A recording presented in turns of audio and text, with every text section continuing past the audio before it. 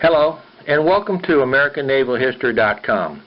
My name is John Sorensen, and this website is dedicated to teaching the history of the United States Navy. Our Navy has had an enormous impact on the history of our country, and this website is dedicated to explaining that impact. In this lesson, our new nation tries to remain neutral in the age-old European conflicts between France and Great Britain, but becomes drawn into the fighting at sea. Congress authorizes the Department of the Navy as a separate entity, and the first Secretary of the Navy works to build a large fleet of ships before a new president comes into office in 1800, who was determined to reduce the size of the Navy.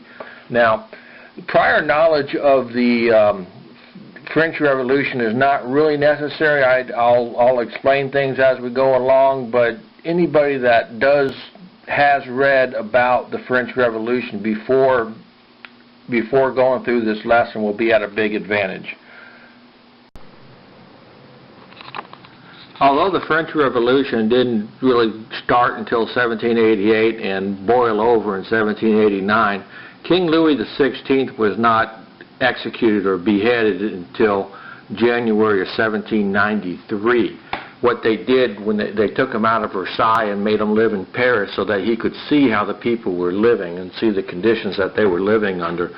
So it wasn't until January 1793 that he was actually executed. The following week, in early February, the France declared war on Great Britain, Holland, and Spain. France was already at war with Prussia and Austria. So the French fully expected the United States to join them to help them in these wars.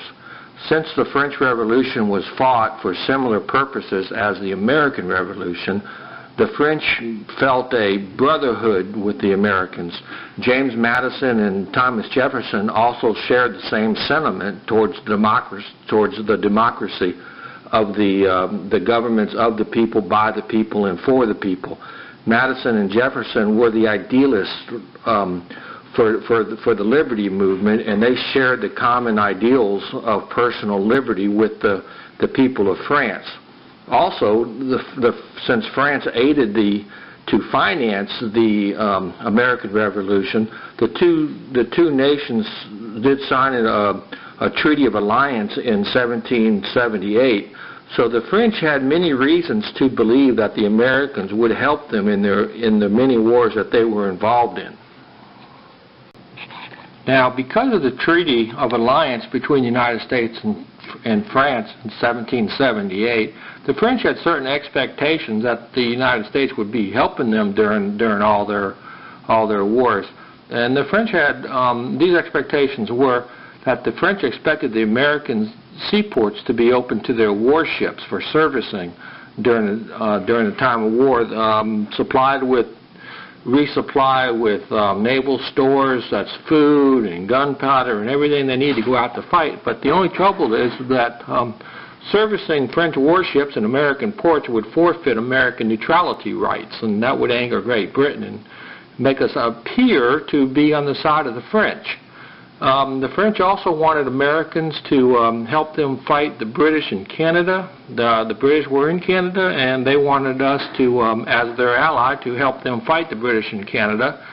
And they also wanted America to help fight against the Spanish in Louisiana and East Florida and West Florida. And you can see why I define West Florida is half of Mississippi and the southern half of Mississippi and Alabama and the panhandle of Florida.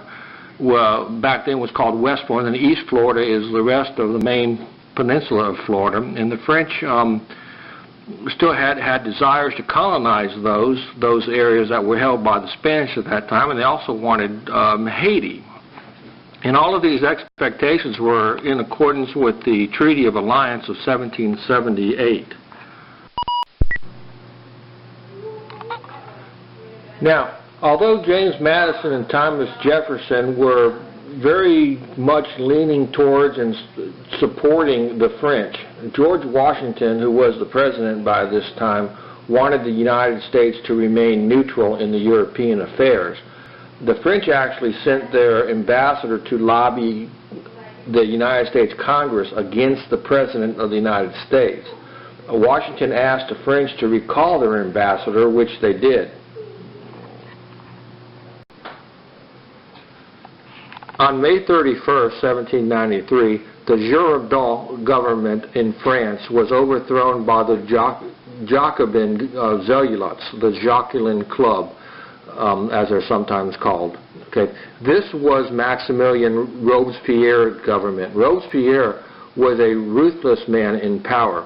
He started out as the leader of the Third Estate, the group of the people when they had the National Council.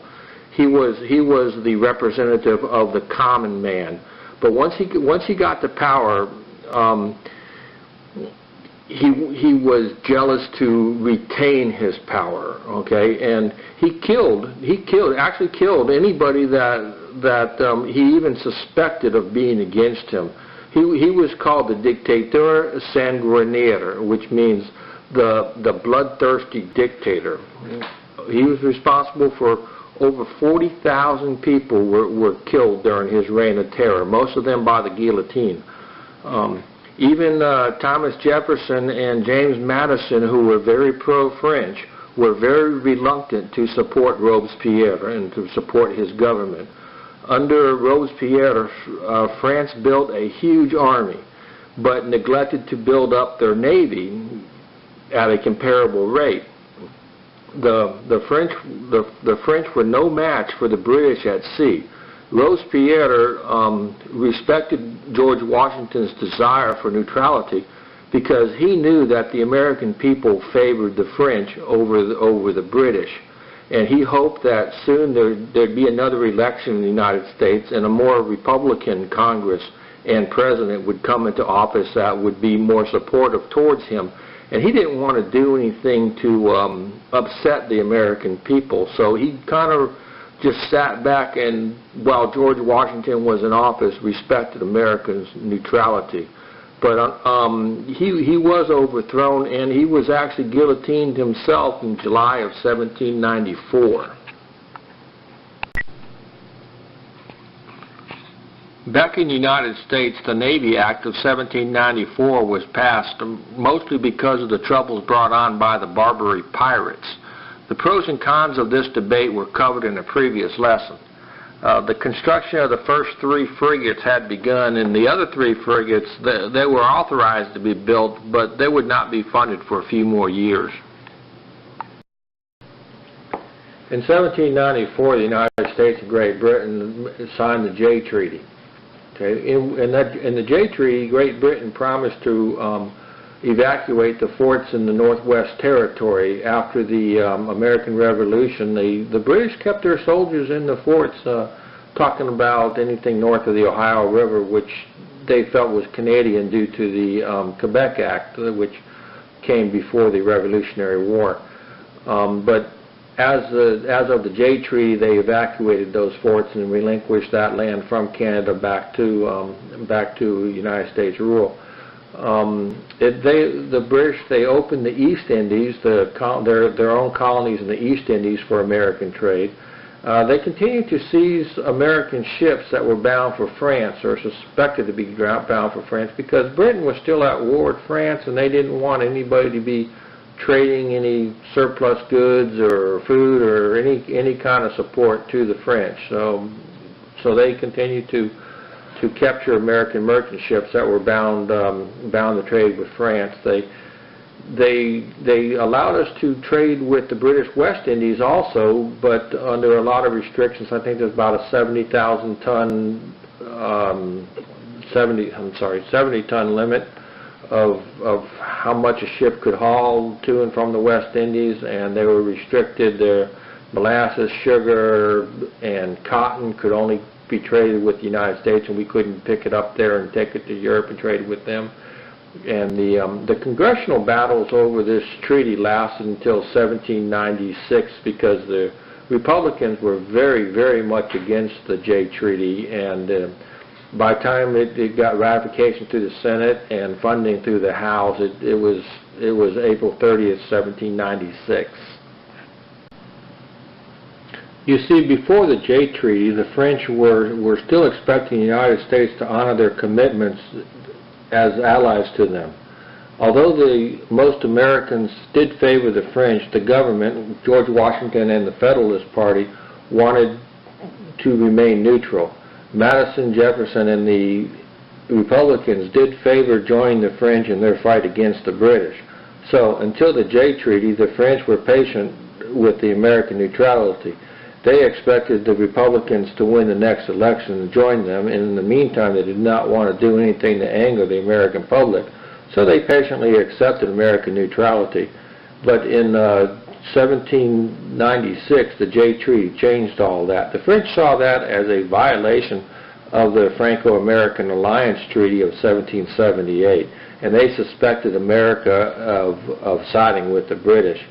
So the French, they sent out the French Navy and the privateers to attack American merchant ships that may be trading with the British, and they ejected the American diplomats from Paris, and they also refused to meet with American representatives to negotiate. The Americans wanted to negotiate a similar treaty with the French, but the French didn't even want to talk to them. Now, in America, the French ambassador in the United States worked to help to get Thomas Jefferson elected president. Actually worked on his campaign and supported his campaign for the presidency in 1796. The French really wanted Thomas Jefferson to win office in 1796 because then the United States would help France in their wars. The Revolutionary Directory government in France thought that Jefferson would be much friendlier towards them. They probably were not wrong. Jefferson did strongly support French interests in the United States. Now, John Adams did defeat Jefferson in the election of 1796, and the Jay Treaty and Adams' election in the same year was a 1-2 punch from the United States against France. And the French were very, very upset with all of this. And Adams, he was a Federalist who didn't have any problems raising taxes to build up a strong army and a navy, and mostly they supported Great Britain in the European conflict.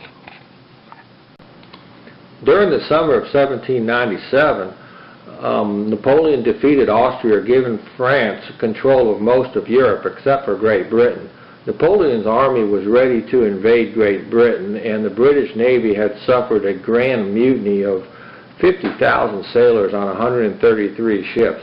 So the French appeared ready to gain all of Europe, and it was like all they needed to do was get in their boats and paddle across the English Channel, and Britain was theirs. They wanted to delay any peace negotiations with the United States until after they defeated Britain. It is always better to gain a position of power before entering into any negotiations, and that is exactly what the French intended to do. So they refused to speak with American representatives, and that's what the XYZ affair was all about, and which really did anger the American people.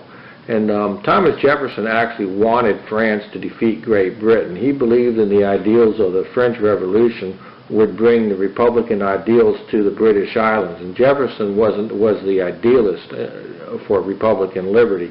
He wanted to see those ideals spread to Great Britain.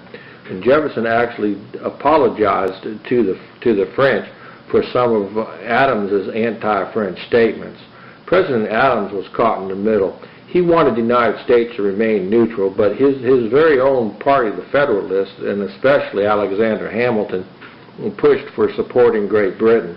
George Washington had always remained neutral, and John Adams wanted his presidency to be a continuation of George Washington's policies. The Adams administration initiated the Department of the Navy as a separate governmental department. Benjamin Stoddert was appointed as the first Secretary of the Navy. As a separate department, the Navy Secretary became a cabinet-level position. This gave the needs of the Navy a much higher priority in the governmental affairs. This is a very important thing. As the Secretary of the Navy, his job was to set up and administer the supervision of building of ships and the maintenance of ships, as well as acquiring and training of officers and crew to man those ships.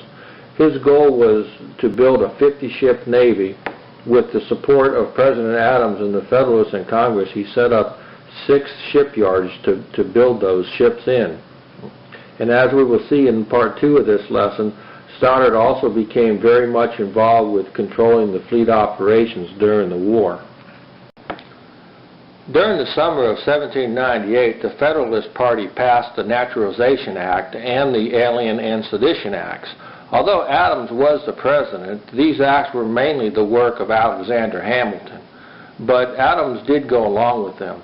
The Naturalization Act increased the residency requirement to become an American citizen. Before the Naturalization Act, you had to live in the United States for 5 years before you could apply for citizenship. This law extended it to 15 years. The Alien Act authorized the President of the United States to expel or deport any foreigner he wanted to. The French were in the country to support the Republicans, and this law was instituted to export any political enemies that were providing too much political support to the president's enemies, or to the Republicans. The Sedition Act was simply said that it was against the law to speak or write anything that was against the president or the Congress with the intent to defame.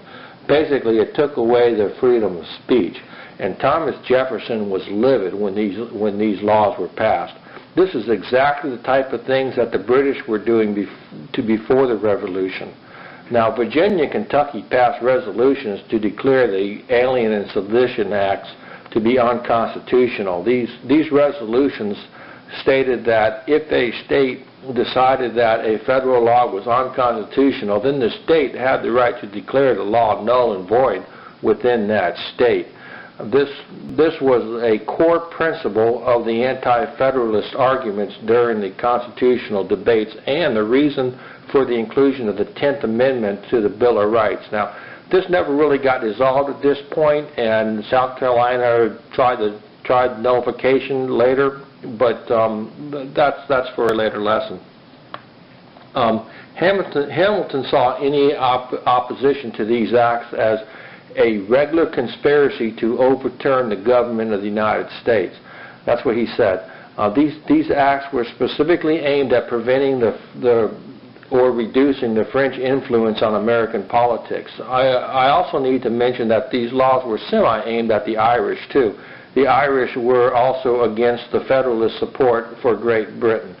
The Irish always were enemies with Great Britain, and the Irish were friends with the French because they were both against the British, and they were both Catholics. So we need to say that the Federalists passed these laws to reduce the Irish as well as the French influences. The Federalists were for the strong central government, and Alexander Hamilton actually wanted George Washington to be appointed the King of America immediately after the Revolution, but that got defeated. And they felt more akin to the Federalists felt more akin to the royal monarchy in Great Britain, the real strong government, and they fought the Revolution for independence rather than for liberty. Okay, and now the Republican Party, they had been the anti-Federalist, and they wanted weaker federal governments, and they felt more akin to the revolutionary government that overthrew the King of France. They wanted, that was all for liberty, and they fought the American Revolution for democracy and liberty and the freedom of man, not necessarily for independence. If Great Britain would have given them liberty and treated them as British citizens, I don't think that they would have been for the American Revolution. But these two parties, the Federalists and the Republicans, were very widely separated philosophically. I mean, very widely. So in summary, Great Britain and France went to war against each other again. France expected American assistance in that war. America chose to remain neutral. both sides made it their policy to capture American merchant ships trading with their enemy. The U.S. and Great Britain signed the Jay Treaty, and France was very upset about the Jay Treaty. And France was upset about the election of the Federalist to be President of the United States, John Adams, in 1796. And the French refused to negotiate a similar treaty with the United States. Then France expelled the American diplomats from Paris. And John Adams built up the American Navy and initiated the Navy Department as a separate department. And the Federalists passed the Alien and Sedition Acts against French interests in the United States. Well, that pretty much covers the build-up and the causes of the quasi-war against France. We'll cover the actual strategy and tactics and fighting of the war in the next lesson. My name is John Sorensen, and thank you for listening to AmericanNavalHistory.com.